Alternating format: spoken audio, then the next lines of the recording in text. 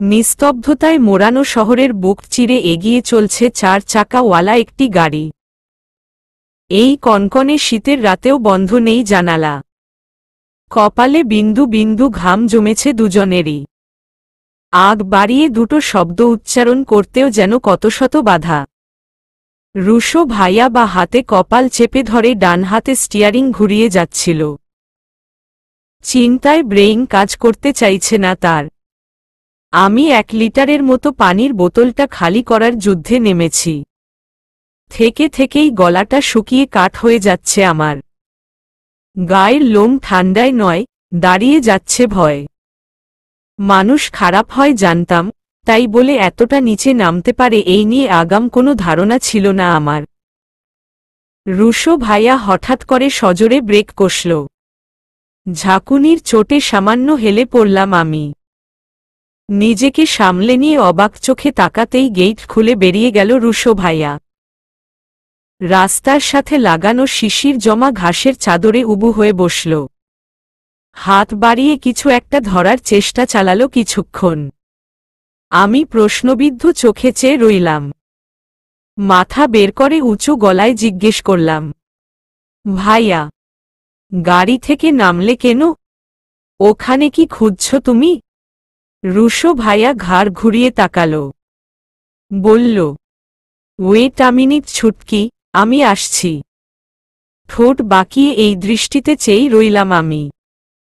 মাঝরাত তীরে ভাইয়ার এমন উল্টোপাল্টা কার্যক্রমের কোনো আগামাথা খুঁজে না পাওয়ায় মাথাটা ভনভন করতে লাগল। ওহ নো, জরিনা খালার ব্যাপারটা নিয়ে রুশো ভাইয়ার মাথার তারগুলো ছিঁড়ে গেল না তো? রুশো ভাইয়া ফিরল 5 মিনিটের মাথায়। হাতে ছোট্ট একটা বিড়াল ছানা নিয়ে পা টিপে টিপে গাড়ির গা ঘেঁষে দাঁড়াল। চু চু শব্দে আমার দৃষ্টি আকর্ষণ করে বলল, ছুটকি দেখ, কি কিউট তাই না?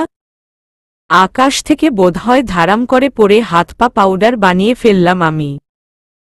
রুশো ভাইয়া এমন সিরিয়াস মুহূর্তে বিড়াল ধরতে গিয়েছে, ব্যাপারটা অবিশ্বাস্য ঠেকলেও চোখকে তো আর অবিশ্বাস করা যায় না। ভাইয়া, তুমি সিরিয়াসলি বিড়ালটাকে ধরতেই গাড়ি থেকে নেমেছ? রুশো ভাইয়া গাল ফোলাল। জানালা ভেদ করে হাত বাড়িয়ে টিস্যুর বক্স থেকে টিস্যু পেপার নিল। বিড়ালের ছোট্ট ছোট্ট পাগুলো মুছতে মুছতে জবাব দিল, হু। বেচারা মাথা বের করে মিউ মিউ করছিল, খেয়াল করিসনি? গাড়ি থেকে নেমে দাঁড়ালাম আমি। সাদা ধবধবে বিড়াল ছানাটার মাথার দিকে কিছু কালো ছোপ ছোপ পশম। গোলগাল চোখ দুটো চিকচিক করছে তার। খাড়া কান দুটো হেলে পড়েছে। রুশো ভাইয়ার কোলে বেশ আয়েশ করেই কিছু একটা শুকবার চেষ্টা চালিয়ে যাচ্ছে সে। আমি হাত বাড়িয়ে ভাইয়ার কাছ থেকে বিড়াল ছানাটিকে কোলে নিলাম। নরম গাটায় হাত বুলাতে বুলাতে বললাম, এই না হলে সাদা বিলাই। কত কিউট। কোনো নড়াচড়া নেই, নম্র ভদ্র সুশীল একখানা বিলাই। স্বভাবগতভাবে অচেনা বিড়ালগুলো এতটা শান্ত হয় না। বাট বাচ্চাটা ছোট, একলা একলা ঘুরছিল, তাই হয়তো এতটা শান্ত বিহেভ করছে। বাট তুই কি বদমেজাজি কোনো বিড়ালের সাথে ওর কম্পেয়ার করছিস? থতমত খেয়ে দাঁত দিয়ে জিহ্ব কেটে বসলাম আমি। আমতা আমতা করে বললাম, আব না না, কি সব বলছো? কম্পেয়ার করছি না, এমনিই বলছিলাম আর কি। বাই দ্য ওয়ে, এই মিনিটার এখন কি করব? আশেপাশে তো ওর মাকেও দেখতে পারছি না। মা নেই নাকি? রুশো ভাইয়া ঘাড় ঘুরিয়ে আরেক দফা খোঁজ চালালো। হেডলাইটের আলোয় ফুটপাত থেকে শুরু করে রোড সাইড বাড়ি পর্যন্ত সবটাই নজরে পড়ল, শুধু নজরে পড়ল না বিড়ালটির কোনো সঙ্গীকে। রুশো ভাইয়া বিরস মুখ করে উত্তর দিল, আই থিঙ্ক বিল্লুটার মাম্মা ওকে ত্যায্যপুত্র করে ছেড়ে গেছে। ভাইয়ার এমন মিনিংলেস উত্তরে ফিক করে হেসে ফেললাম আমি। হাসতে হাসতেই বললাম, উফ ভাইয়া, তুমিও না। বিলাইকে কেউ নাটক সিনেমার মতো ত্যায্যপুত্র করে নাকি? মাথা চুলকতে চুলকতে জবাব দিল ভাইয়া, ও করে না বুঝি। সে যাই হোক, কিছু একটা তো করেছে। মাটা হয়তো পাজি। বিল্লুর দায়িত্ব নিতে চাইছে না হুম। এই জন্যেই ওকে একা ফেলে পালিয়ে গিয়েছে। মাটা যে সুস্থ স্বাভাবিক আছে এরই বা কি গ্যারান্টি আছে রুশো ভাইয়া? খারাপ কিছুও তো ঘটতে পারে। রুশো ভাইয়া চোখ ঘুরিয়ে ব্যাপারটা নিয়ে ভাবল কিছুক্ষণ। বিচক্ষণ ভঙ্গিমায় বলল, ইউ আর রাইট ছুটকি। এমনটাও হতে পারে, কিন্তু এখন এই বাচ্চাটাকে নিয়ে করব? আর যাই হোক, ওকে এভাবে একলা ফেলে তো আর যেতে পারি না, তাই না? চোখে মুখে ভয়ানক বিষণ্ণতা নিয়ে প্রশ্ন ছুড়লাম আমি। রুশো ভাইয়া দুদণ্ড না ভেবেই চট করে উত্তর দিল, চল ওকে বাসায় নিয়ে যাই বরং। খাইয়ে দাইয়ে নাদুস নুদুস বানাই। পোষ মেনে নিলেই কেল্লা ফতে। প্রস্তাবখানা যুক্তিসঙ্গত হলেও মা জননী যে অদৃশ্য বোম্ব মেরে সেই যুক্তির দফারফা অবস্থা বানিয়ে দিতে 2 সেকেন্ড সময়টাও নেবেন না এ জানা কথা।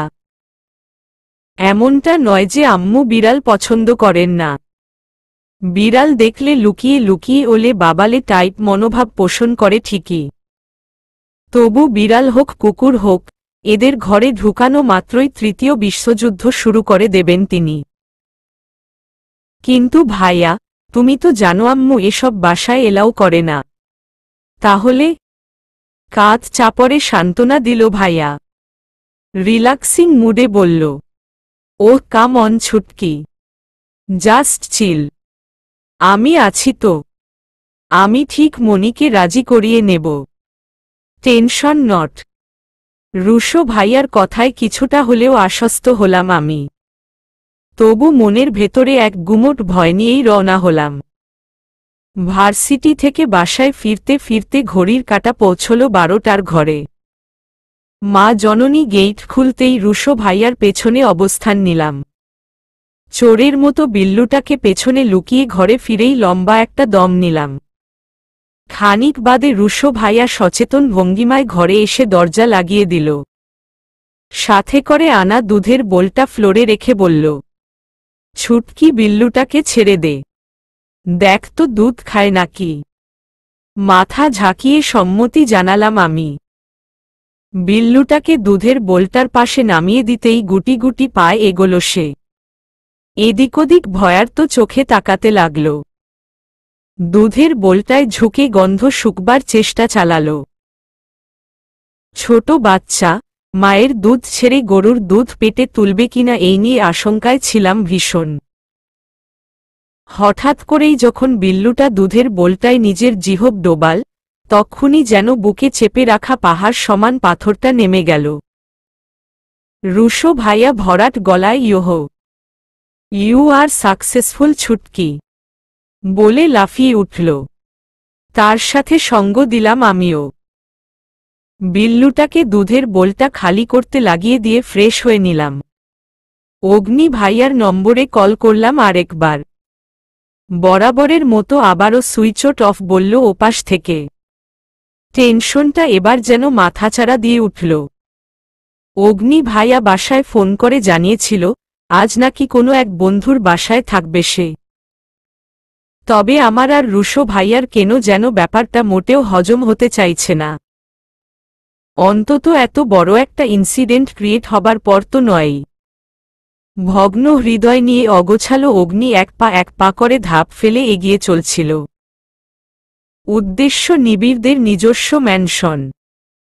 গার্ডসরা পরিচয় এবং পারমিশন, দুটোর একটা বিহীনও যে ঢুকতে দেবে না তা জানা কথা। তবু মনের কোণে ক্ষীণ আশা নিয়েই রওনা হয়েছে সে। এই নিয়ে শখানেকবার ফোন করেছে, হাজারখানেক মেসেজ পাঠিয়েছে। হোয়াটসঅ্যাপ, জিমেইল থেকে শুরু করে প্রতিটি সাইট থেকেই কন্ট্যাক্ট করবার চেষ্টা চালিয়েছে। কিন্তু বরাবরের মতোই ফলাফলের মান শূন্যের অধিক মেলেনি তার। নিবিড়ের ফোনটা যদিও রেস্টুরেন্টেই খণ্ডবিখণ্ডে পরিণত হয়েছে, তবু তার ব্যবহৃত আরও কিছু যোগাযোগ মাধ্যম বাকি ছিল। এক্সট্রা হ্যান্ডসেট, ল্যান্ডলাইন নম্বরে কল করেও কোনো হদিস মেলেনি। রাহি তো জানিয়েছে নিবিড় বাড়ি ফিরেছে ঠিকই, তবে ঘরে দরজা দিয়ে বসেছে ঘণ্টা খানেক যাবৎ। অগ্নির কপাল বেয়ে ঘাম ঝরছে। হিমশীতল পরিবেশটাও অতিমাত্রায় অসহ্যকর ঠেকেছে তার কাছে। ইচ্ছে করছে যারাকে মেরে হলেও মনে প্রশান্তির ঝড় নামাতে, আবার মাঝে মাঝে নিজেকেই শেষ করে দিতে ইচ্ছে জাগছে তার। স্রেফ মহাপাপ শব্দটার জন্যই থমকে দাঁড়াতে হচ্ছে। হৃদয়ের অদম্য অনুভূতিগুলো পাজাকোলে করে নিয়েই হেঁটে চলতে হচ্ছে অনিশ্চিত আশ্রয়ে। টলমলে পা ফেলে হেঁটে চলবার মুহূর্তে হঠাৎ করেই সামনে এক প্রাইভেট কার এসে থামল। তার তীব্র আলোয় বা হাতে চোখ ঢেকে ফেলল অগ্নি। অন্যমনস্ক ভঙ্গিমায় অ্যাক্সিডেন্ট নিশ্চিত জেনেই ঠায় দাঁড়িয়ে রইল। তবে অবাক করা বিষয়, দক্ষ কোনো ড্রাইভার না হলে হুট করেই নিশ্চিত অ্যাক্সিডেন্টের ইতি ঘটিয়ে ব্রেক কষতে সক্ষম হতো না কেউ। মাঝে 1 ইঞ্চির মতো জায়গা খালি রেখে ঝনঝন শব্দে থামল গাড়িটি। অগ্নি কপাল কুঁচকে হাত সরাল। ভেতর থেকে এক প্রকার দৌড়ে বেরিয়ে এসে এক অদম্য সুন্দরী জিজ্ঞেস করল, সরি সরি সরি, আপনি ঠিক আছেন? কোথাও চোট লাগেনি তো? অগ্নি অবাক চোখে তাকাল। এতক্ষণ অস্বস্তিতে ছটফট করতে থাকা মেয়েটাও চেনা মুখ আবিষ্কার করে অবাক হল বহুগুণ। বিস্ময় নিয়ে গালে হাত রেখে বলল, ও মাই গড, মি অগ্নি, আপনি? নিত্যর বিস্মিত কণ্ঠে জুড়ে দেওয়া চিৎকারে মাথা নাড়াল অগ্নি। ক্ষীণ গলায় বলল, হু আমি? তা আপনি এত রাতে কোথায় যাচ্ছেন? এদিক দিয়ে তো সাদমান শাহরিয়ার নিবিড়ের ম্যানশন পড়ে। বাই এনি চান্স আপনি কি উনার কোনো আত্মীয়? নিত্য থতমত খেয়ে এদিক ওদিক তাকাল। মাথাটা ডানে বামে নাড়িয়ে জবাব দিল, আরে না না, নিবিড় ভাইয়ার সাথে আমার আবার কিসের আত্মীয়তা? এদিক দিয়েই, তবে সামনে একটা মোড় আছে, সেদিকে দিয়েই ঘুরে আসছিলাম। ওহ, ওয়েট আ মিনিট, নিবিড় ভাইয়া? নিত্য নিজের আওড়ানো বুলির বিরুদ্ধেই ক্ষুব্ধ হল। পরিস্থিতির সামাল দেওয়ার উদ্দেশ্যে বলল, আবো হ্যাঁ, ভাইয়া। ভাইয়াই তো হবে, উনি তো বয়সে আমার থেকে বড়। যতই সুপারস্টার হোক না কেন, এজ ইউজুয়াল তিনি অদার্স ছেলেদের মতো আমার বড় ভাইই তো হবেন, তাই না? অগ্নি ঠোঁট কামড়ে নিত্যর ভাবভঙ্গি পর্যবেক্ষণ করছিল। জবাবে আশ্বস্ত হয়ে বলল, সেলিব্রিটিদের ভাইয়া বলে সম্বোধন করা is a good sign, but আপনার মুখে এ যে কে তো কখনো ভাইয়া বলতে শুনিনি। নিত্য নিজের বোনা জালে নিজেই ফেঁসে গেল যেন। নিজের গালে নিজেরই সজোরে একটা থাপ্পড় বসিয়ে দেওয়ার প্রবল ইচ্ছে জাগল। আপাতত ইচ্ছেটা স্কিপ করে গিয়েই বলল, না মানে আজ তো আপনার ভাই, আর আমি তো আপনাকে ভাইয়া ডাকি না, সেই হিসেবে উনাকেও ভাইয়া ডাকা হয় না। তাছাড়া আজ তো জাস্ট উনার বানানো নিকনেম, ফুল নেম জানলে না হয় ভাইয়া জুড়ে দেওয়া যেত। অগ্নি দুদণ্ড ভাবল নিত্যর দেওয়া উত্তরগুলো নিয়ে। পজিটিভ সাইন নির্দেশ করে বলল, বেশ, তা এত রাতে একা একা যাচ্ছেন কোথায়? হোস্টেলে। একটা ফ্রেন্ড হঠাৎ করেই অসুস্থ হয়ে পড়েছে, ওর সাথেই দেখা করতে যাচ্ছিলাম। আর আপনি কোথায় যাচ্ছেন? একা, তাও কোনো ভেহিকল ছাড়া পায়ে হেঁটে হেঁটেই? অগ্নি জবাব দিল না। আকাশ পানে চেয়ে ফুস করে শ্বাস ফেলল। ধরা গলায় বলল, সাবধানে যান মিস নিত্য, আমি একটু হাঁটাহাঁটি করে শরীর ফিট রাখি। এত ব্যস্ততায় স্বস্তিতে শ্বাস ফেলাও দায়। নিত্যর হাত পা ঠান্ডা হয়ে গিয়েছিল। শরীরের সমস্ত রাগক্ষোভ কিছু সময়ের জন্য যেন অচল হয়ে পড়েছিল। যেই লক্ষ্যে পৌঁছবার জন্য এত রাতে বাড়ি ছেড়ে বেরিয়েছি তা ভুলতেই বসেছিল সে। অগ্নির এমন এলোমেলো হাঁটা চলা, অগোছালো চুল, গম্ভীর কথাবার্তা সবটাই মনে এক অদ্ভুত দোলা দিয়ে যাচ্ছিল। মুহূর্তের মাঝেই হারিয়ে যাচ্ছিল সে অচেনা কোনো রাজ্যের বাহানায়। নিত্যর হুঁশ এলো অগ্নি ফুটপাত ঘেঁষে অদৃশ্য হবার পর। চোখমুখে ভয়ানক সেই ক্ষোভ প্রজ্জ্বলিত করে পুনরায় গাড়ি স্টার্ট দিল। আজ একটা হেস্তনেস্ত করেই ছাড়বে সে। কি ভেবেছেটা কি মেয়েটা? নিজের না হয় আত্মসম্মান বলে কিছু নেই, কিন্তু তার ভাইয়ের তো আছে। 6টা বছর যাবৎ যেই কষ্টের ফল সে অর্জন করেছে তার মূল্য আদৌ কি দিতে পারবে কেউ? আজ সোশ্যাল মিডিয়ায় পাতায় পাতায় যেই ভাইরাল হওয়া ভিডিওটা ছড়িয়ে পড়েছে তাতে আর যাই হোক যারার ক্যারেক্টার যে কিরকম তা সন্দেহ থেকে বিশ্বাসে পরিণত হয়েছে নিত্যর। পেছনে থেকে ছেলেটার মুখ যদিও দেখা যাচ্ছিল না, তবু এটা তো স্পষ্ট ছেলেটা নিবিড় নয়। নিজের বাগদত্তা থাকা কালীন ভিন্ন একটা ছেলেকে জড়িয়ে ধরা ঠিক কি মিন করে এত সবারই জানা কথা।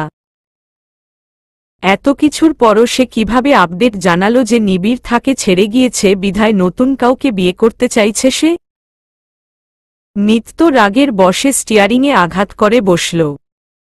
ভাইয়ের এভাবে নিশ্চুপ হয়ে যাওয়া মোটেও শান্তি দিচ্ছে না তাকে। সমস্যা জট যখন যারাই পাকিয়েছে তখন এর সমাধানও তাকেই করতে হবে। করতেই হবে।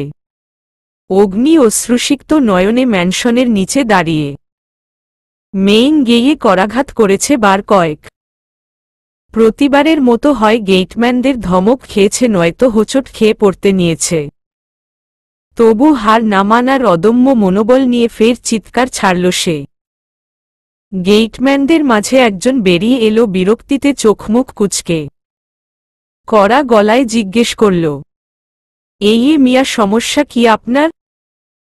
কবার বলবো অ্যাপয়েন্টমেন্ট ছাড়া কাউকে ম্যানশনে ঢুকতে দেওয়া যাবে না? স্যার বলেই দিয়েছে, আজ মিডিয়ার লোক আসলেও যেন গেট খোলা না হয়। অগ্নি ভাঙবে তবু মোচকাবে না টাইপ মনোভাব নিয়ে বলল, আমি কোনো মিডিয়ার লোক নই, আপনারা একটাবার ওকে বলুন। অগ্নি দেখা করতে এসেছে। ওর বেস্ট ফ্রেন্ড আয়ান জুবাইর অগ্নি। গেটম্যান বিরক্তিতে পিষ্ট মন নিয়ে ফোন বের করল। এই ছেলেকে যে এত সহজে বিদায় করা যাবে না বুঝে কল লাগালো ল্যান্ডলাইনে। দুবারের মাথায় কল রিসিভ হল। গম্ভীর গলায় ওপাশ থেকে সার্ভেন্ট বলল, স্যার ঘরেত দরজা দিয়া বইসা আছে। এখন ফোন দেউন যাইব না মামা। মামা তুই একটু যা স্যারে বল, অগ্নি নাকে যেন দেখা করতে আসছে। এত বলতেছি দেখা করান যাবে না তাও না শুনে। সার্ভেন্ট ভয় ভয় জবাব দিল, কি কন মামা, স্যার রাইগা চাকরি খায়া নেয় যদি?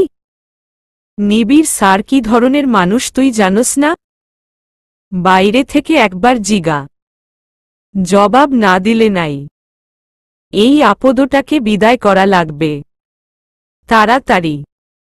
এ কথা বলে ফোনের লাইন কাটল গেটম্যান। অগ্নি দুচোখ ভরা আশা নিয়ে চেয়ে রইল। আজ নিবিড়ের অনুরোধগুলো কানে বাজছে তার। নিবিড় সবসময় বলতো বাসায় যেতে, দাওয়াত দিত, প্রয়োজনে টেনে অনেকটা দূর নিয়েও যেত।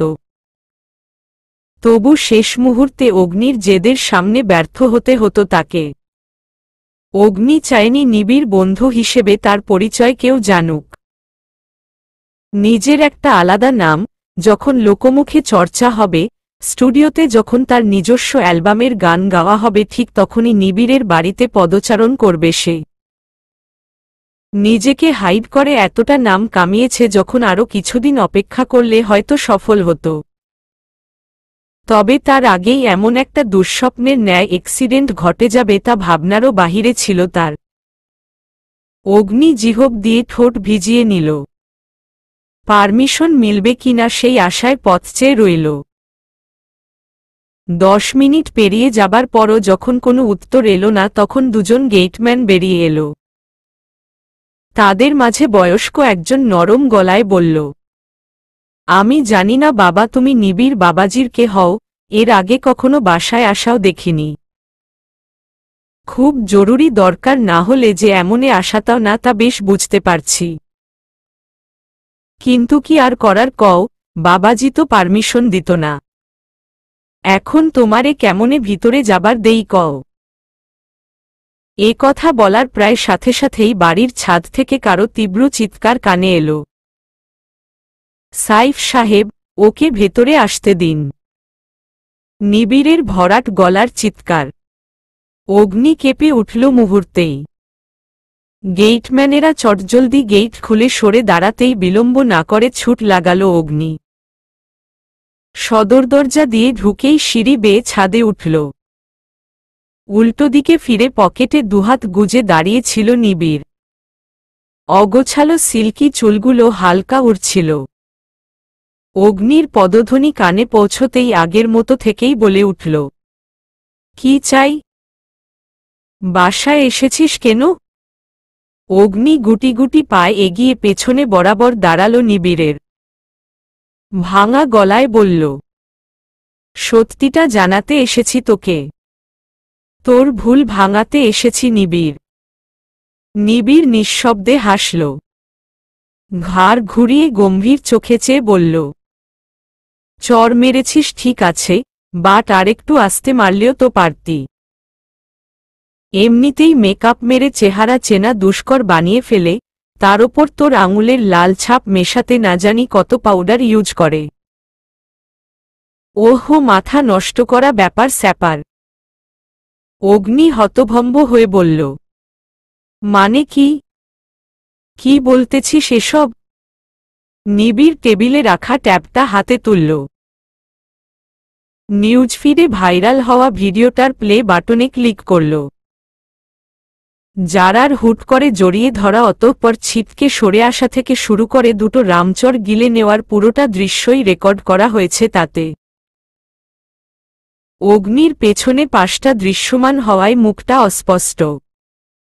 চেনামুখ হিসেবে জারার প্রতিচ্ছবি ভিডিওর সবটা জুড়ে। কে আড়াল থেকে ভিডিও করেছে জানি না, বাট যে করেছে তাকে আস্ত একটা নোবেল ছুড়ে দেওয়া উচিত। বুঝলি? অগ্নি নিশ্চুপ থেকে ভিডিওটা দেখল।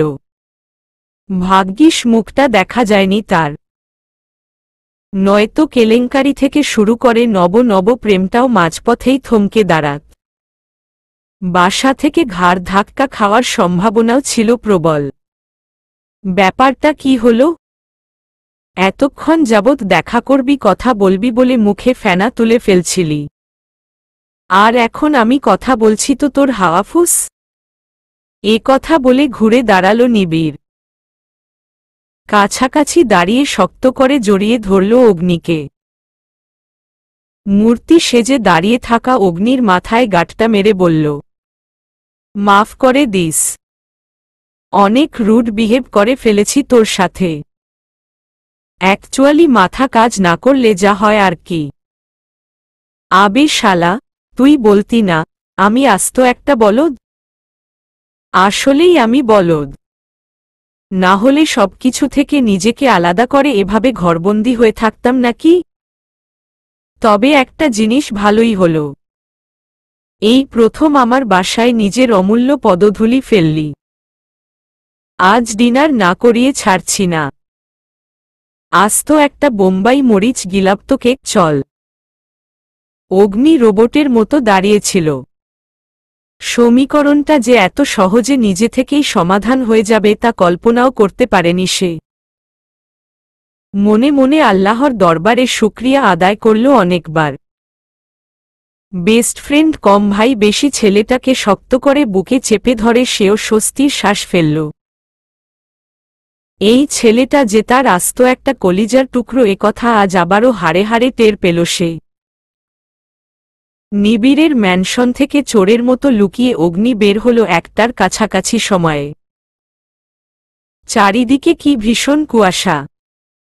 নিজের থেকে মাত্র দুহাত দূরত্ব থেকেই যেন শুরু হয়েছে ধোঁয়াশা, ঘোলাটে ভাব।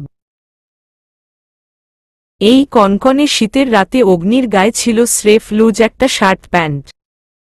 নিতে বাধা দেবার পরও জোর করে নিজের একটা জ্যাকেট গায়ে জড়িয়ে দিয়েছে নিবিড়।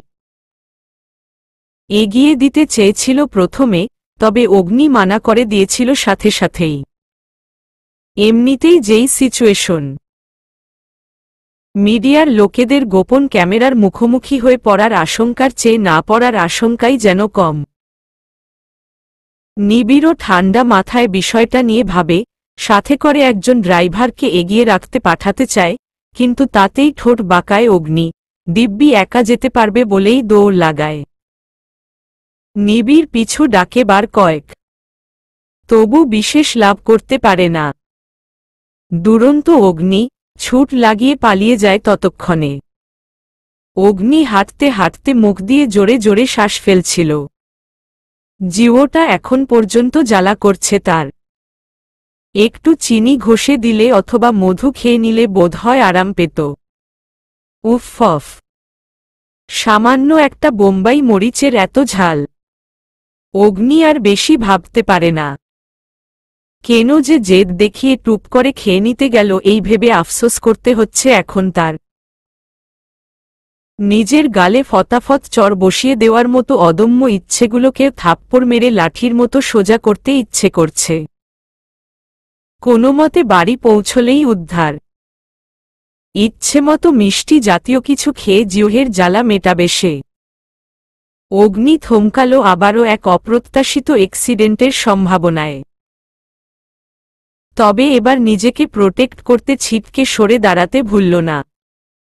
গাড়ি থেকে চটজলদি অস্থির নিত্য বেরিয়ে এসেই জিজ্ঞেস করল, ও মাই গড, মি অগ্নি, আবার আপনি? I am extremely sorry, actually কুয়াশার জন্য সামনের কিছু ঠিকমতো দেখা যাচ্ছিল না। আপনার কোথাও লাগেনি তো? লাগেনি আবার? লেগেছে তো। দুষ্টু হেসে কথাটা বলল অগ্নি। নিত্য ব্যস্ত ভঙ্গিমায় অগ্নির হাত টেনে ধরে উল্টে পাল্টে দেখতে লাগল।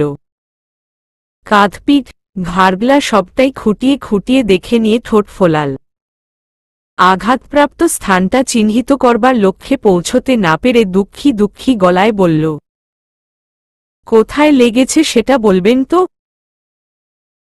ব্যান্ডেজ করাতে হবে, কিন্তু আমি তো কোথাও আঘাতের চিহ্ন খুঁজে পেলাম না। অগ্নির ঠোঁটের বাম কোণটা প্রসারিত হল খানিক। অসহায় মুখ করে বলল, এই ক্ষত কি আর চোখে দেখা যায় মিস নিত্য? যে আপনি ব্যান্ডেজ করে তার প্রতিকার করে চাইছেন?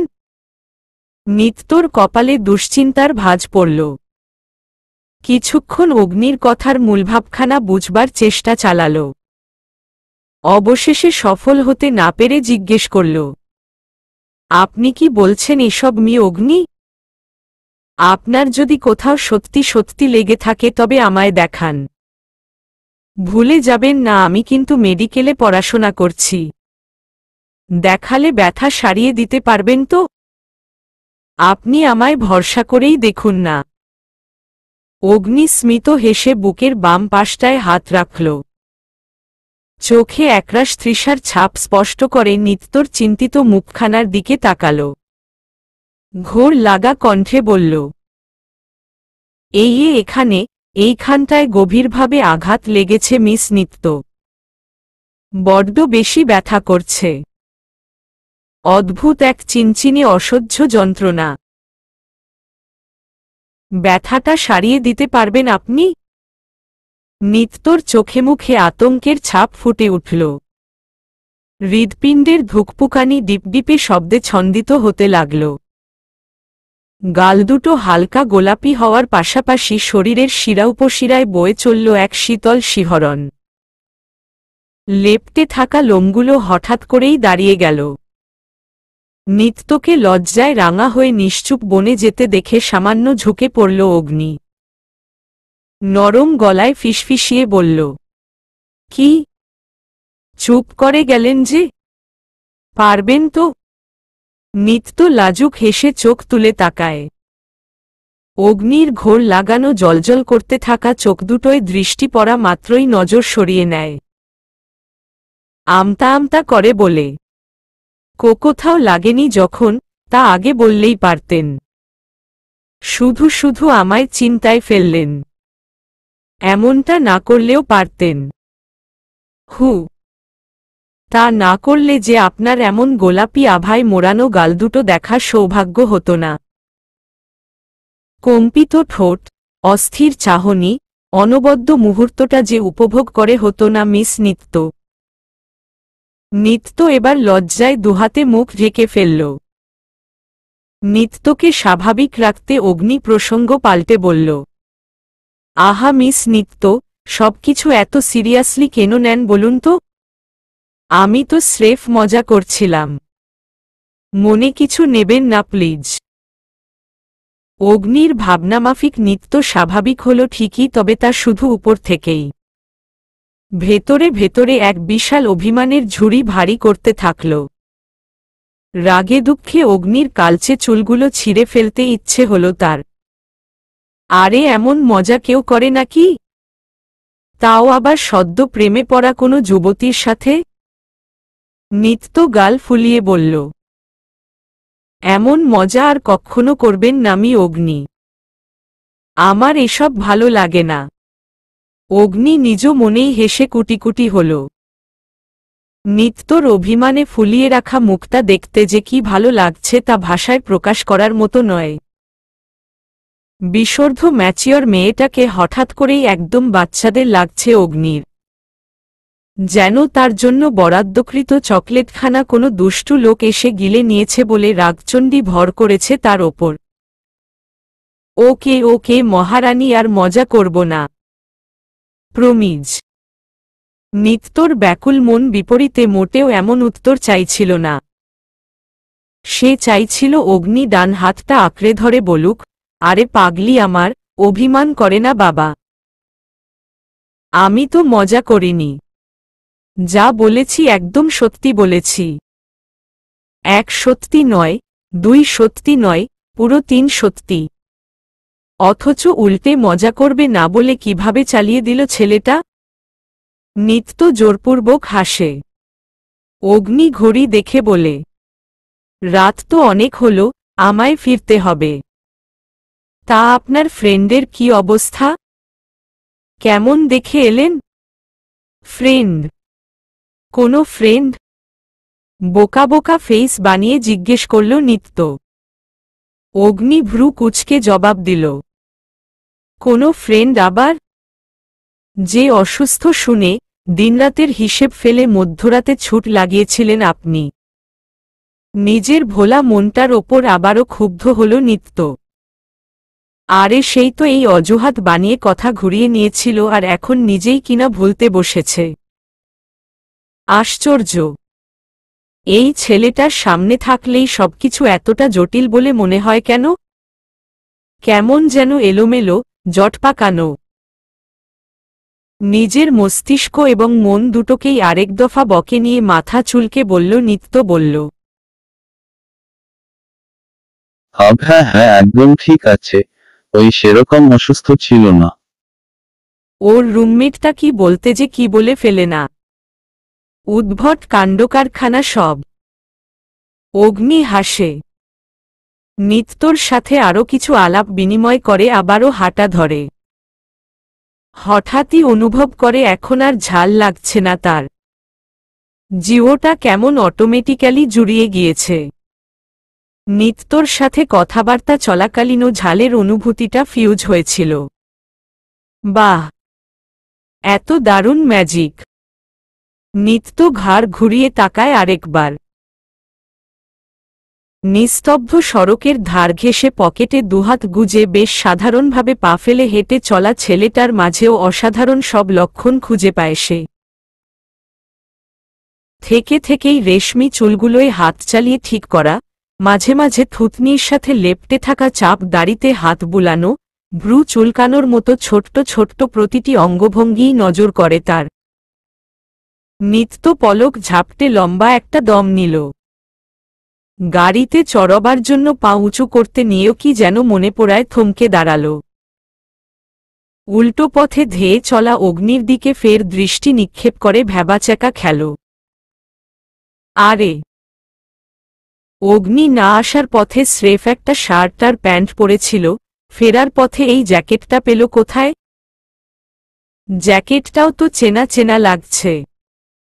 কোথাও কি দেখেছে সে, নাকি শুধু মনের ভ্রম?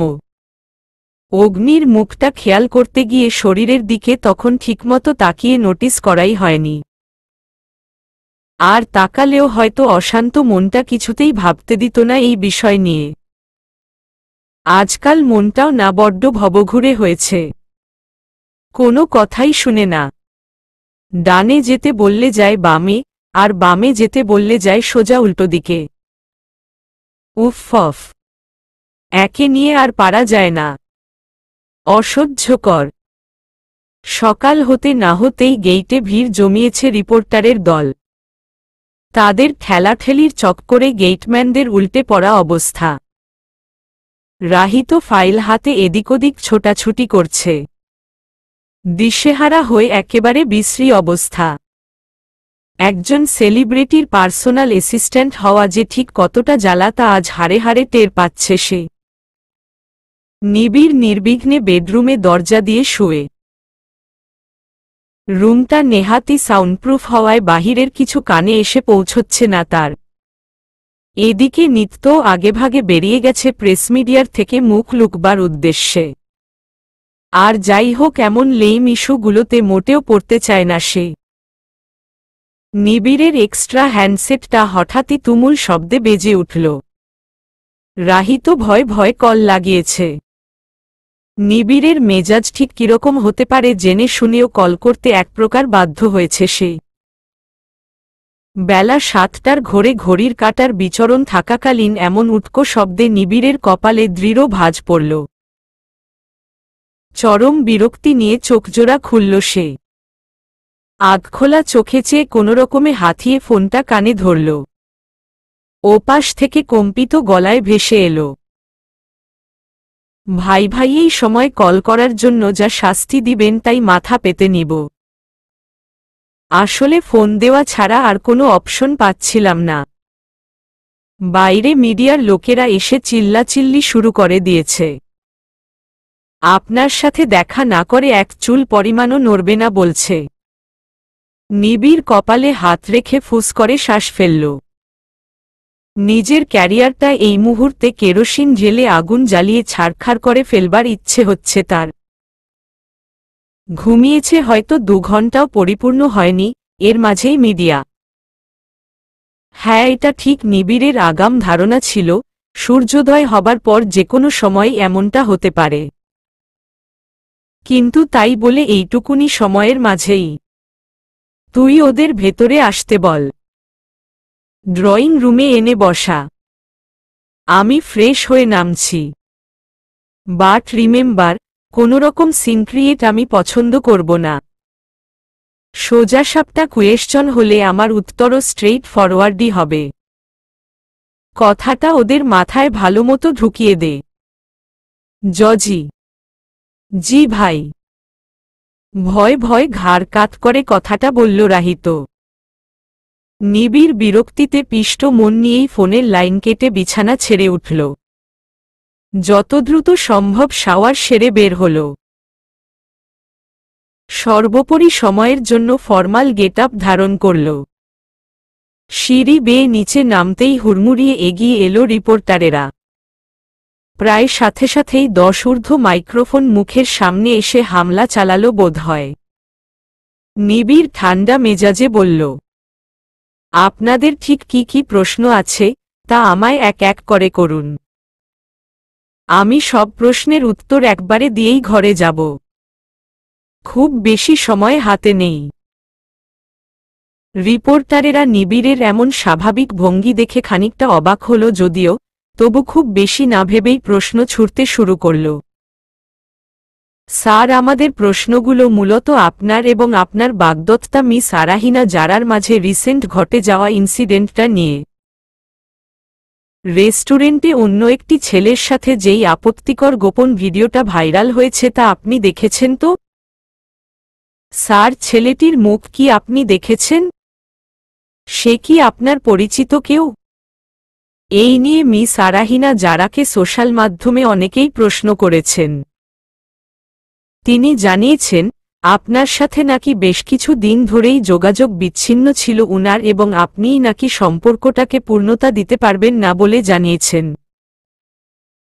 অতঃপর তিনি ঠিক কার সাথে নিজের নতুন সম্পর্ক গড়ে তুলবে তা নিতান্তই উনার ব্যক্তিগত ব্যাপার। এখনই আপনার কাছে প্রশ্ন, খবরটার আদৌ সত্যি নাকি বানোয়াট? পুরোপুরি মিথ্যে না হলেও এর সত্যতা ঠিক কতটুকু? সম্পর্কের ইতি যেই টানুক না কেন, ইতি যে ঘটেছে তা তো স্পষ্ট। এর পরবর্তীতে আপনি ঠিক কি ডিসিশন নিয়েছেন? মিস আরাহিনা জারার সাথে কি তবে বিয়েটা ভেঙেই ফেলছেন?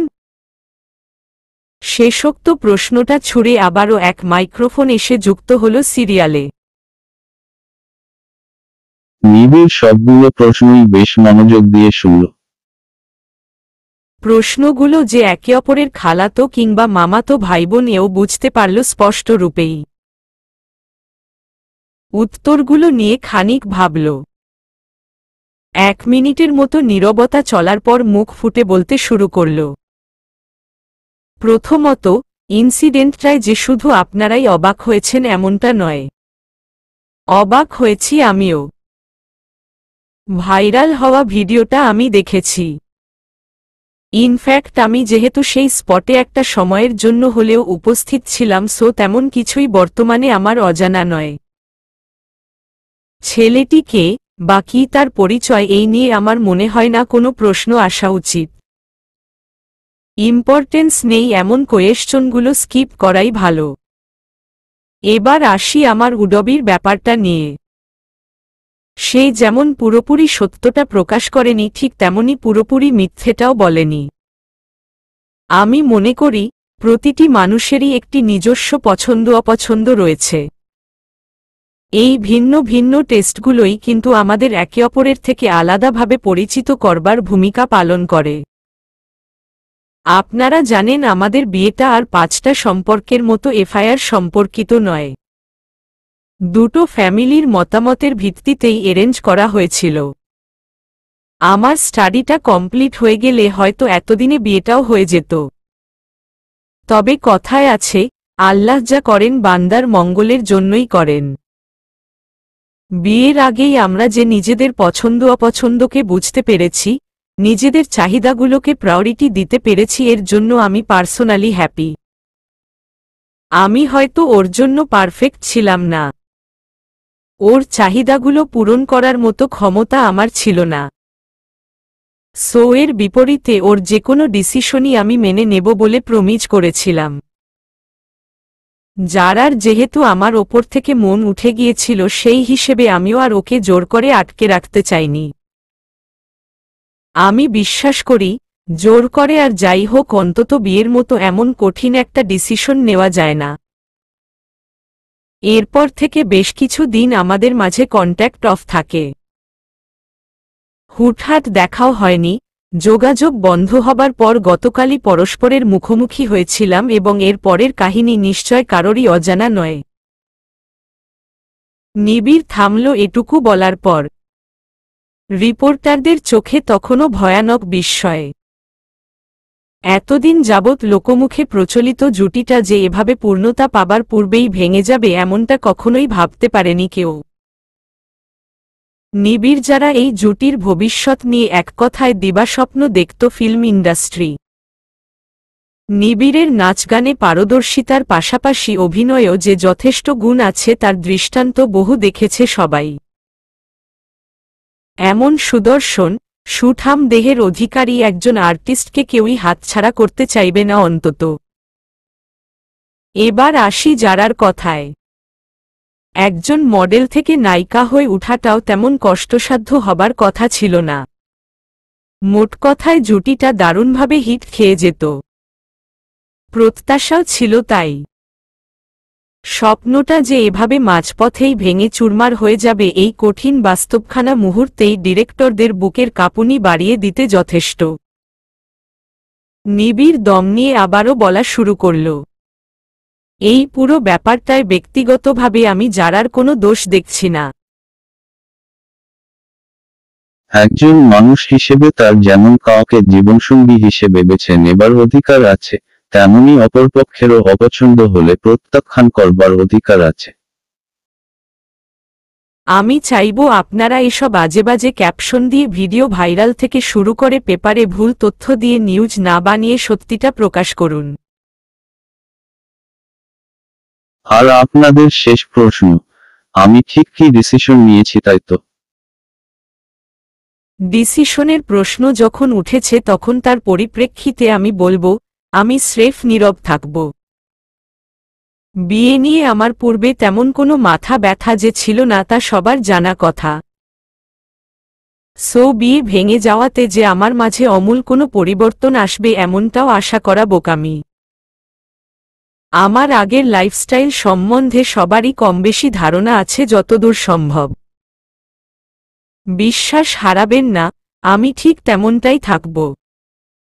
আই হোপ আপনারা আপনাদের সবগুলো প্রশ্নের উত্তর ইতিমধ্যে পেয়ে গেছেন। নেক্সট টাইম একই ধরনের প্রশ্নগুলো যেন আর আমায় করা না হয় এটাও সকলে জানিয়ে দেওয়ার অনুরোধ রইল। ধন্যবাদ। আমার সময় শেষ, এক্সকিউজ মি। কথাগুলো সম্পূর্ণ করে আর এক মুহূর্তও দাঁড়ালো না নিবিড়। রিপোর্টারেরা আরও কিছু জিজ্ঞেস করার জন্য দুধাপ এগিয়েছিল যদিও, তবে মুখ না ফিরিয়েই হাতের ইশারায় থামিয়ে দিল নিবিড়। গার্ডদের এবং স্পেশালি রাহিতকে ইশারায় বোঝালো পরিস্থিতির সামাল দিতে। বড় বড় ধাপ ফেলে সিঁড়ি ভেঙে দৃষ্টির অগোচরে চলল রিপোর্টারেদের বুক চিরে বেরিয়ে আসা দীর্ঘশ্বাসের কারণ হয়ে। প্রায় 1 ঘণ্টা পর পরিস্থিতি যখন শান্তস্বাভাবিক ভঙ্গি ধারণ করল, ঠিক তক্ষুনি হোস্টেল থেকে মুখ লুকিয়ে ম্যানশনে এসে প্রবেশ করল নিত্য।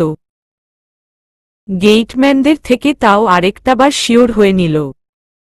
অতঃপর স্বস্তির শ্বাস ফেলে নিজের ঘরের উদ্দেশ্যে রওনা হল। কোথায় থেকে চোরের মতো ফিরছিস নিত্য? পা টিপে টিপে ভাইয়ের ঘর ক্রস করবার সময়ই থমকাতে হল নিত্যকে। নিবিড়ের দায়সারা প্রশ্ন।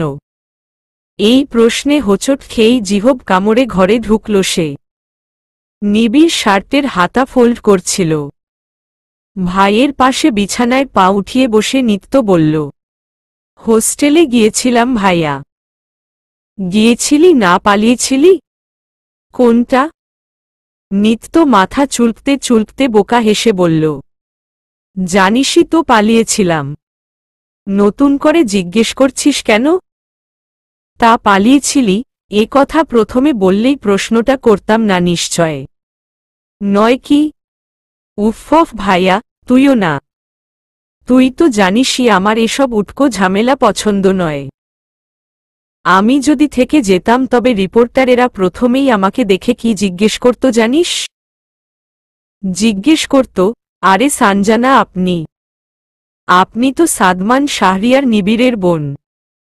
ভাইয়ের এরকম অনাকাঙ্ক্ষিতভাবে বিয়ে ভাঙা কেস সম্পর্কে কিছু বলুন প্লিজ। বিনিময়ে আমি ফ্যালফ্যাল করে তাকাতাম।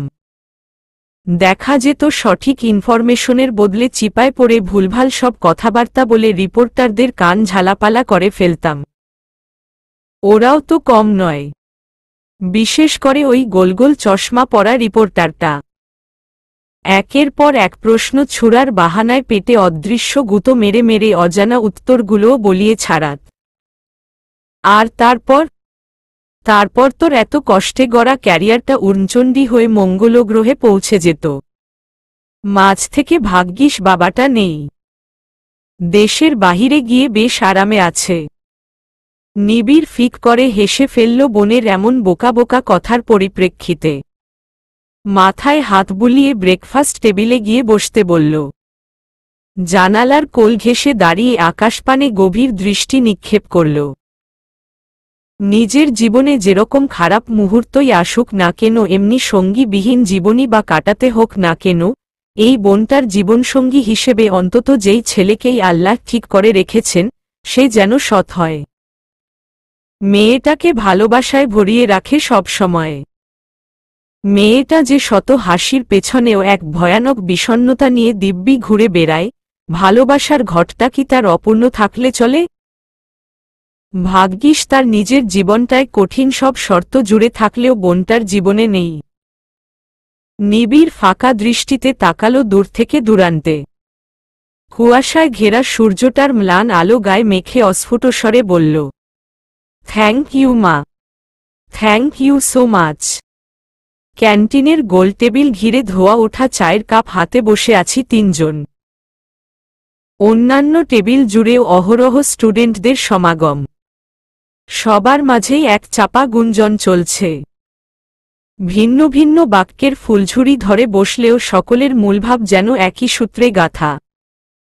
মূলত বর্তমানে বাংলাদেশ কাঁপিয়ে ফেলা ব্রেকিং নিউজটাই তাদের আলোচনার মুখ্য বিষয়বস্তু। সাদমান শাহরিয়ার নিবিড় মানুষটা একজন বড় মাপের সেলিব্রিটি। শুধু বাংলাদেশেরই নয়, এমনকি ইন্ডিয়ার স্টেজও দাপিয়ে এসেছেন তিনি। রাত্রির থেকে জেনেছি মানুষটার জনপ্রিয়তা অধিক হারে বেড়েছে নিজস্ব অ্যালবাম রিলিজ হবার পর থেকে। নিজ হাতে লেখা ইংলিশ গানগুলোয় ইউনিক কোরিওগ্রাফির পাশাপাশি অসাধারণ ড্যান্স পারফর্ম করাটা চারটি খানি কথা নয়। তাও বাংলাদেশের মতো স্বল্পোন্নত দেশের একজন নাগরিক হয়ে। এমন ভয়ানক ট্যালেন্টের অধিকারী হিসেবে মুড, ইগো, অ্যাটিটিউডের কোনো কমতি না থাকলেও আর পাঁচটে সেলিব্রিটির মতো মোটেও অহংকারী নন তিনি। নিজের ফ্যান্সদের জন্য অশেষ ভালোবাসা উনার। সাথে চরম কর্তব্যপ্রায়ণ তরুণ তিনি। কোথায় কিভাবে কেমন ভাবভঙ্গিতে কথা বলা উচিত, সিচুয়েশন হ্যান্ডেল করা উচিত, তার সবটাই উনার জানা। এই মানুষটাকে নিয়ে এত বাক্য আওড়ানো হলো, তার সবটাই কিন্তু সত্য, লোকমুখে বহুল প্রচলিত। অথচ এই মানুষটাই হঠাৎ আমার জন্য সবচেয়ে বিপজ্জনক ব্যক্তি হিসেবে পেশ হন। আমার যে কোনো কাজকর্মেই চোখে মুখে ভয়ানক বিরক্তিকর ছাপ ফেলেন। সাথে ধমকের পর ধমক তো দিতেই থাকেন নির্দ্বিধায়। এরপরও কিভাবে বিশ্বাস করব আমি উনার এমন সহৃদয়তা? জরিনা খালার প্রতি উনার এমন সফট মেন্টালিটি যে শুধুমাত্র একজন সুপুরুষ হবার নমুনা স্পষ্ট, তবুও মানুষটা আলাদা, অন্যরকম। আজ উনার জায়গায় অন্য কোনো সেলিব্রিটি তো দূরে থাক, একজন সাধারণ মানুষ থাকলেও বিপরীতে যারাকে শিক্ষা দিতে ভুলত না। অন্তত পক্ষে দু চারটে কথা নিশ্চয় শোনাত। আচ্ছা, তাও মানলাম উনি একজন ভালো মনের বিচক্ষণ মানুষ। উনার দিক থেকে উনি ঠিক। যেহেতু অবহেলার ফর্দটা তিনিই লম্বা করেছেন, তারপরও নিজে অপরাধ করে বড়মুখে অন্যের কাঁধে চাপানোর মতো জঘন্য কাজের জন্য তো তাকে ছাড় দেওয়া চলে না। অন্তত এই ভুলটার জন্য দুটো কথা শুনিয়ে দিলে কি জাত চলে যেত উনার। এই মানুষটাই সেদিন আমায় নিহান ভাইয়ার সাথে জাস্ট সামান্য একটু ক্লোশভাবে দাঁড়ানো দেখে ভয়ঙ্কর এক রিয়াকশন দিয়েছেন। ভার্সিটি যখন প্রায় নিস্তব্ধ, এমন সময় একটা ফাঁকা ক্লাসরুমে নিয়ে গিয়ে কোমর চেপে ধরেছেন। আমি যদিও শিওর নই তখন যদি উনার হাত থেকে বেঁচে না সরে দাঁড়াতাম তাহলে হয়তো গলা টিপেই মেরে ফেলতেন উনি আমায়। তার মানে কি দাঁড়ায়? নিশ্চয় আমি শুধুমাত্র উনার বেস্ট ফ্রেন্ডের বোন দেখেই এতটা পজেসিভ মেন্টালিটি শো করছেন উনি। এমন রুড এবং পজেসিভ মেন্টালিটির একজন মানুষের থেকে আর যাই হোক নিজের বাগদত্তাকে কোনো কারো সাথে আপত্তিকর অবস্থায় দেখার পর এতটা ঠান্ডা মনোভাব মেনে নেওয়ার যায় না। ভাবনা মাফিক যারাকে তো কাঠগড়ায় দাঁড় করিয়ে নিজেই ফাঁসি দেওয়ার কথা ছিল উনার। অথচ ফলাফল এতটা ইজি, এতটা নয়নবিহীন। কিভাবে সম্ভব ম্যান? যারার ক্যারেক্টার যেমনই হোক, যত নোংরা কাজই ভুলে করে ফেলুক না কেন, ধরা খাবার পর অন্তত দোষ অস্বীকার করার মতো লো মেন্টালিটি নিয়ে একটা মেয়ে কিভাবে থাকতে পারে? এত বড় কলিজা কিভাবে হয় মানুষের? উফ, আমি আর ভাবতে পারছি না। জরিনা খালার প্রতি ভিন্ন দুধরনের মেন্টালিটি কাজ করছে আমার, এবং দুটোই একে অপরের সম্পূর্ণ বিপরীত। কখনো রাগে দুঃখে মেয়েটার চুল উগান্ডায় পাঠিয়া নাড়িয়া বানিয়ে ফেলতে ইচ্ছে করছে, তো কখনো আবার একটু মাও লাগছে। আমার ভাইয়ের হাত দুটো হয়তো খুব বেশি শক্তপোক্ত নয়, তবু ভিডিও ক্লিপ দেখে যেটুকু উপলব্ধি করতে পেরেছি বেচারি যে টানা 3 দিন বাড়ি থেকে বের হতে পারবেন একথা নিশ্চিত। এই সম্মুখে চর সংক্রান্ত ব্যাপারটাতেই মনটা একটু নরম হচ্ছে আমার। তবে সত্যি বলতে এমন নোংরামি করার পর ভাইয়া যদি জরিনা খালার গালে দুটো বসিয়ে নাও দিত, আমি নিজে গিয়ে এক হালি থাপ্পড় উপহার দিয়ে আসতাম লেগ পিসটাকে। সাথে করে রুশো ভাইয়ার দাঁতগুলোও সাময়িক সময়ের জন্য খুলে নিয়ে যেতাম। তার সো কোল্ড লেগ পিসের লেগে দাঁতগুলোকে নির্মমভাবে বসিয়ে দিতাম। তারপর ইচ্ছেমতো কামড়ে বেয়াদব মহিলাটার হাল বেহাল করত দাঁতগুলো। আহ, শান্তি শান্তি, কি সুখকর জীবন। গালে হাত রেখে এসব আউলফাউল বিষয় নিয়েই গভীর ভাবনায় মগ্ন ছিলাম আমি। চা যখন ঠান্ডা হয়ে প্রায় শরবতে পরিণত হয়ে পড়তে লাগল ঠিক তখনই পাশ থেকে গুঁতো মারল রাত্রি। প্রশ্নবিদ্ধ চোখে চেয়ে জিজ্ঞেস করল, এই ভাবনারানী, কি ভাবছেন গত আধ ঘন্টা ধরে? এদিকে যে চা জুড়িয়ে পানি হয়ে গেল সেই খবর কি রেখেছেন? রাত্রি কথায় হকচকিয়ে উঠলাম আমি। অপ্রস্তুত উত্তর দিলাম, বিলাইয়ের কয়টা ঠ্যাং হয় তাই ভাবছি। ভ্যাবাচ্যাকা খেয়ে গোলগাল চোখ করে তাকালো রাত্রি। নিকিতা আপু ফিক করে হেসে ফেলে বলল, বিড়ালের 4টে পা হয় অনন্যা, এই নিয়ে এত ভাবাভাবির কি আছে? উহুম, বিড়ালের 2টো পা এবং 2টো হাত।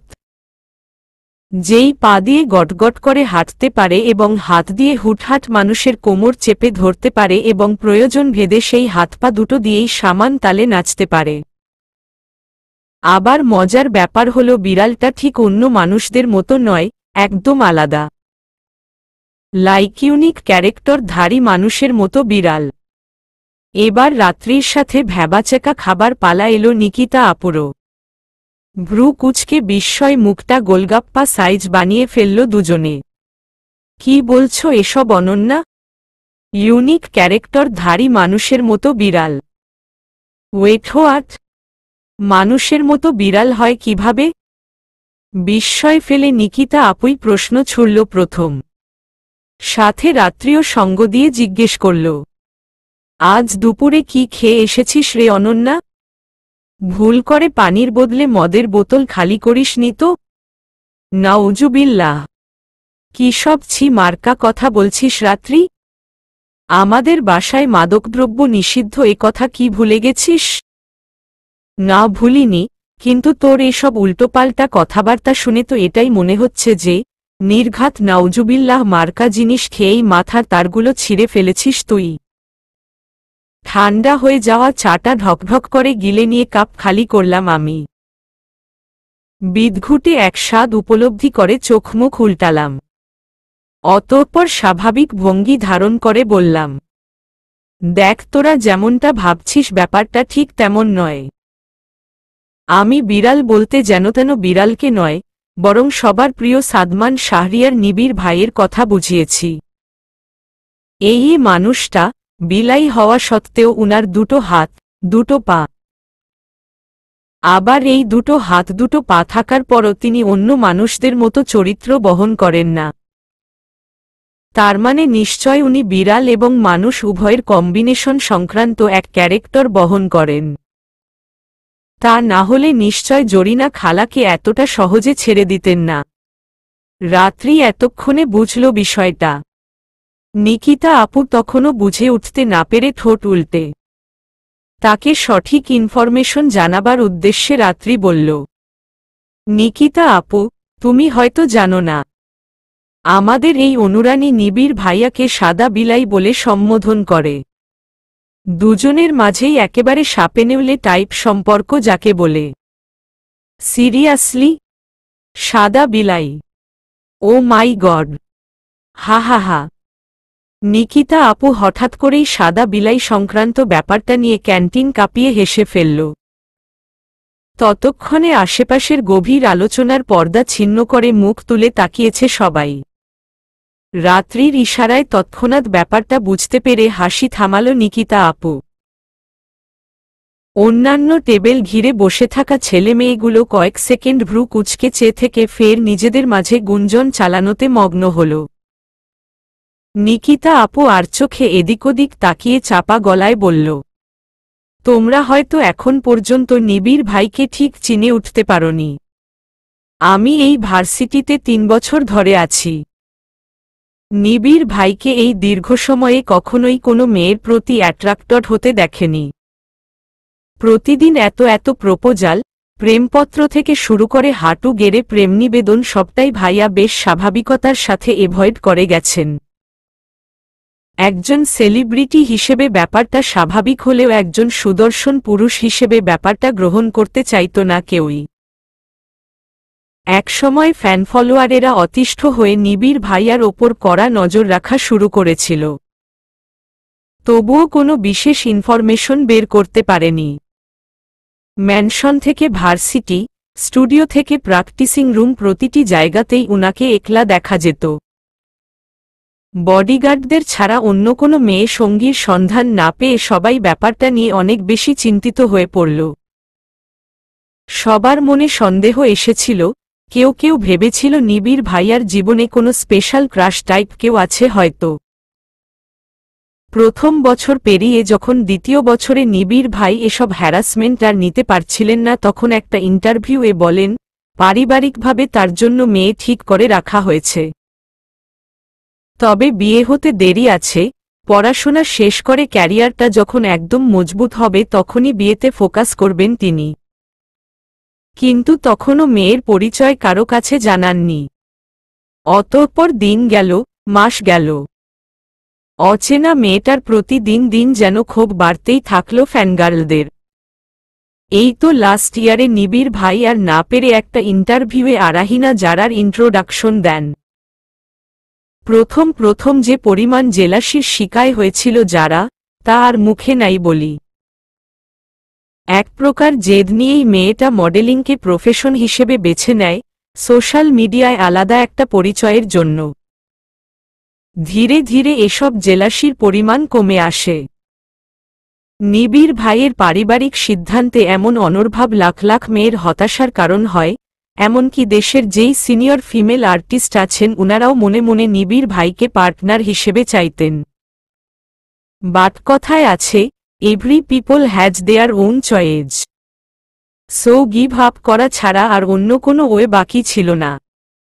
একুটু বলে লম্বা একটা দম নিল নিকিতা আপু। মিনারেল ওয়াটারের বোতলে 2 চুমুক বসিয়ে ফের বলতে শুরু করল, এই যারাকে নিয়ে এত কিছু হয়ে গেল, হইচই মারামারি টাইপ অবস্থা, এরপরও যারা দিব্যি ছিল। সকলের কাছে পরিচিত মুখ হিসেবে জনপ্রিয়তা পাবার পর মোস্ট অফ দ্য টাইম নিবিড় ভাইয়ার পেছনে পেছনে ঘুরত। উদাহরণ মনে হয় না নতুন করে দিতে হবে। তোমরা এরপরের কাহিনীগুলো জানো। এমন একজন আইডলের লাইফ পার্টনার হওয়ার সৌভাগ্য সবার হয় না। সেই হিসেবে যারা অতি পরিমাণে লাকি ছিল। যেহেতু যারার মধ্যে যদিও তেমন বিশেষ কিছু ছিল না, ছিল না একজন ব্যক্তিত্বসম্পন্ন মানুষ হিসেবেও কৃতিত্ব, সেহেতু এমন একটা স্থান পাওয়া যারার কাছে চাঁদ হাতে পাবার মতোই ছিল। তাই এত কিছু পাবার পরও এমন ধোঁকা কেউই এক্সপেক্ট করতে পারেনি ওর কাছে। আর নিবিড় ভাইয়ের লাস্ট জানানো আপডেটে এতটুকু ক্লিয়ার, পারিবারিক সিদ্ধান্তের বাহিরে যারার প্রতি আলাদা তেমন কোনো ফিলিংস ছিল না উনার। থাকলে নিশ্চয় কেয়ার করত, এতটা স্বাভাবিক রিয়াকশন দিত না। সেই জন্যই বলছি তোমরা অহেতুক এতটা চিন্তা করো না।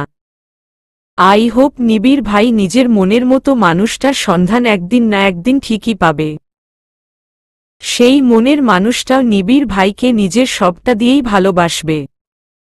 নিকিতা আপুর কথাগুলো শুনতে শুনতে রাত্রির যেন ঘোর লেগে যাচ্ছিল। গালে হাত রেখেই মাতাল কণ্ঠে বলে উঠল, আহারে আমার ক্রাশটা, আমি যদি যারার জায়গায় থাকতাম তাহলে আমায় কেউ কোটি টাকা দিলেও এমন প্রতারণা করতাম না। এমন একটা মানুষকে লাইফ পার্টনার হিসেবে পেয়ে অন্য ছেলেদের দিকে তাকানোর মতো সময় থাকবে নাকি? বিনিময়ে রাত্রির মাথায় ঠাস করে চাটি বসিয়ে দিলাম আমি। ভেঙচি কেটে বললাম, হইছে। নজর ঠিক কর, কয়টা ক্রাশ লাগে তোর? তোর না বিলাইয়ের আগে জাস্টিন বাইবার ক্রাশ ছিল। সো ওরে নিয়াই থাক বইন। এদিকে আর নতুন করে নজর দিস না। গাল ফুলিয়ে দুঃখী দুঃখী গলায় বলল রাত্রি। আমার কি দোষ? ওই ব্যাডার তো বিয়া হয়ে গেছে। আমি কি বিয়াতটা ক্রাশ নিয়া থাকমু নাকি? I need a single crush babe. By the way তোর এত ফাটতেছে কেন? বাই এনি চান্স তুইও কি নিবিড় ভাইয়ার প্রতি ক্রাশ ট্রাশ খাইয়া ফেলতাছস নাকি? No never. আমার উচ্চস্বরে জুড়ে দেওয়া চিৎকারে আরেকবার মাথা তুলে বিস্মিত চোখে তাকালো সবাই। ক্যান্টিনে উপস্থিত সকলের দৃষ্টির কেন্দ্রবিন্দু হয়ে থতমত খেয়ে গেলাম আমি। দাঁত দিয়ে জিহ্ব কেটে ফট করে চেয়ার ছেড়ে দাঁড়ালাম। ব্যাগ কাঁধে তুলতে তুলতে বললাম, নিকিতা আপু আজকের মতো প্র্যাকটিস না হয় এখানেই অফ রাখি। বাসায় গিয়ে স্টেপগুলো নিজে থেকে আরও কয়েকবার দেখে নিলেই হয়ে যাবে। এই রাত্রি তোর চা খাওয়া হয়নি? ক্লাস তো শেষ। মেসে ফিরবি না? চল। বাসায় ফিরতে ফিরতে বিকেল গড়িয়ে সন্ধ্যা নামতে বসেছে। পশ্চিম আকাশটায় সূর্যের ডুবন্ত ভাব। কমলাটে আভায় মোড়ানো আকাশটা দারুণ দেখতে লাগছে আজ। সকালের কুয়াশাটা দুপুরের দিকে কেটে এলেও বিকেল থেকে নতুন করে তাদের সমাগম বসতে শুরু করেছে। হিমশীতল পরিবেশটায় থেকে থেকেই কেঁপে উঠছে শরীর। গায়ের জ্যাকেটটা আরও খানিকটা টেনে হাত দুটো গুটিয়ে নিলাম আমি। গল্পের আসল লেখিকা আয়ানা জাহান নুসরাত। মেইন গেট পেরিয়ে বাগানের ভেতর দিয়ে হাঁটা ধরলাম। রুশো ভাইয়ার লাগানো গাছগুলোয় কি সুন্দর ফুল ফুটেছে। গোলাপ, গাঁদা, পাতাবাহারে বাগানের ডান সাইডটা মনোরম এক পরিবেশের সৃষ্টি করছে। শীতে কুকড়ে গুটি গুটি পা ফেলে এগিয়ে যাবার পথে হঠাৎ করেই বাড়ির পেছনে থেকে দৌড়ে এলো ট্যানি। আমি ভাবলাম আমার কাছেই আসছে। যার দরুন নিচু হয়ে দুহাত বাড়ালাম। ওমা!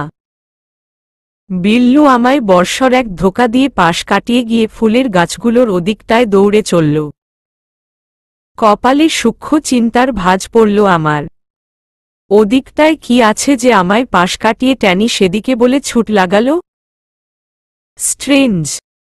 সন্দেহে ভারী হওয়া বুক নিয়ে ট্যানির পেছনে পেছনে শব্দহীন পায়ে এগিয়ে চললাম আমি। লক্ষ্য বরাবর ঝাউ গাছগুলো পেরিয়ে যখনই উকি দিলাম ঠিক তক্ষুনি এক বর্ষর ঝাটকা খেতে হলো আমায়। এ কি দেখছি আমি? সাক্ষাৎ 2 পা বিশিষ্ট বিলাইয়ের কাঁধে রক্তমাংসে গড়া আস্ত একটা 4 পা বিশিষ্ট বিলাই। কত আরাম করেই না কাঁধে চড়ে বসে আছে সে। লেজ নাড়াতে নাড়াতে দুচোখ বুজে আয়েশ করে আদর খাচ্ছে। অবাক করা বিষয়, এই বিলাইরূপী মানুষটা এখানে কি করছে? আর উনি ডগি লাভার উপাধি ছিন্ন করে বিলাইপ্রেমী হলেন কবে থেকে? যা শালা!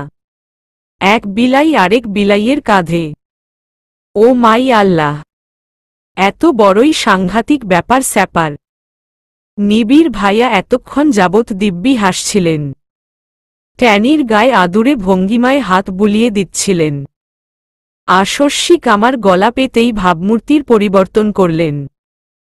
ট্যানিকে কাঁধ থেকে নামিয়ে কোলে নিয়ে বললেন, এক্সকিউজ মি। কিছু বললে তুমি? আনমনেই মনে মনে বলে চলা কথাটা যে এভাবে মুখ ফসকে বেরিয়ে গেছে খেয়ালই করিনি আমি। How Dam by M. নিজেই নিজেকে বকে নিলাম খানিক। পরিস্থিতির সামাল দিতে চটজলদি বলতে হলো, না না, আমি কিছু বলিনি। তা আপনি আমাদের বাসায় কি করছেন? আর ট্যানিই বা আপনার সাথে কি করছে? স্টুপিড। আমি আমার বেস্ট ফ্রেন্ডের বাসায় এসেছি, সো তোমায় এক্সকিউজ দেওয়ার কোনো বিশেষ কারণ দেখছি না। আর ট্যানি আমার সাথে কি করছে তা তো সচক্ষে দেখতেই পারছ। নাকি বরাবরের মতো আজকেও চোখ পকেটে খুলে রেখেছ? গাল ফুলিয়ে ট্যানিকে নিবিড় ভাইয়ার কোল থেকে ছিনিয়ে নিতে চাইলাম আমি। অদ্ভুত। ট্যানি কোলে আসার বদলে মেয়াও মেয়াও বলে তীব্র অনিচ্ছা জানালো। নিবিড় ভাইয়া তাচ্ছিল্যের হাসি হেসে বললেন, দেখছ, ট্যানিও তোমার ডাম্বনেস সম্পর্কে ভালোভাবেই ধারণা পেয়ে গেছে। ও জানে কার কাছে ও সবথেকে বেশি কমফর্টেবল ফিল করবে। অভিমানে চোখমুখ অন্ধকার করে ট্যানির দিকে তাকালাম আমি। মিনমিন করে বললাম, ভেবেছিলাম তোর জন্য একটা মেয়ে বিলাই এনে দেব, অথচ তুই কিনা এই হুলোবেড়ালটার পাল্লায় পড়লি। ছি ছি, মানসম্মান তো একেবারে ধুলোয় মিশিয়ে ফেললি। ট্যানি বিনিময়ে গোলগাল চোখ করে চেয়ে রইল। আমার ভাষা যে তার বোধগম্য নয় তা জেনেও ভেংচি কেটে নাকমুখ কুচকালাম আমি। পেছনে থেকে হঠাৎই রুশো ভাইয়ার আগমন ঘটল। গায়ে জ্যাকেট থাকাকালীনও কম্বল মুড়িয়ে থরথর করে কাঁপতে কাঁপতে কাছাকাছি এসে দাঁড়াল। ছুছু ছুছুট কি, তুই এসেছিস? আমায় বাঁচা প্লিজ। ট্যানিকে কোলে নিয়ে আহ্লাদে আটখানা নিবিড় ভাইয়ার দিক পলক ফেলে চেয়ে রুশো ভাইয়ার নিকটে গিয়ে দাঁড়ালাম আমি। চিন্তিত গলায় জিজ্ঞেস করলাম, এ কি ভাইয়া, কি হয়েছে তোমার? এভাবে থরথর করে কাঁপছ কেন? আর কার থেকে বাঁচাতে বলছো তোমায়? রুশো ভাইয়া ভয়ার্ত চোখে চেয়ে আঙুলের ইশারায় অগ্নি ভাইয়ার আগমনের দিশা দেখাল। অগ্নি ভাইয়া হাতে লাঠি নিয়ে দৌড়ে এদিক বরাবরই আসছে। রুশো ভাইয়া ভয়ে আতকে উঠে নিবিড় ভাইয়ার পেছনে গিয়ে দাঁড়াল। আমার উদ্দেশ্যে আবারও অনুনয়ের সুরে বলল, ওই জল্লাদটার কাছ থেকে বাঁচা আমায়। এই শীতের সন্ধ্যায় আমার গোসল করে চাঁদে পাঠানোর জন্য হন্যে হয়ে খুঁজে বেড়াচ্ছে অগ্নিব্রু। নিবিড়ায়ু, সরে যা তোরা। একদম ওরে সাপোর্ট করবি না বলে দিলাম। ব্যাটায় কাল থেকে গোসল করেনি। গা থেকে পুরা ইন্দুর মরা গন্ধ আসছে, ইয়াক। নিবিড় ভাই ফিক করে হেসে ফেললেন। অগ্নি ভাইয়াকে থামতে ইশারা করে বললেন, আরে ইন্দুর মরা হোক বা চিকা মরা, ব্যাপারটা তো সেটা নয়। বডি স্প্রে আছে কি করতে? গোসল করতে না চাইলে না করুন, স্প্রে লাগায় দে না। অগ্নি ভাইয়া শুনল না। লাঠি হাতে তেড়ে এসে রুশো ভাইয়াকে চেপে ধরল। চিপায় পড়ে অসহায় মুখখানা কাচুমাচু করে রুশো ভাইয়া বলল, ব্রো, ছেড়ে দাও please. Feeling too much cold you know. মাত্র 2 দিনই তো। 2 দিন গোসল না করলে কিচ্ছু হবে না। তাছাড়া অ্যাটম বোম বলেছিল আমি নাকি ধলা ইন্দুর। তো ইন্দুরের গা থেকে তো ইন্দুর স্মেলি বের হবে, তাই না?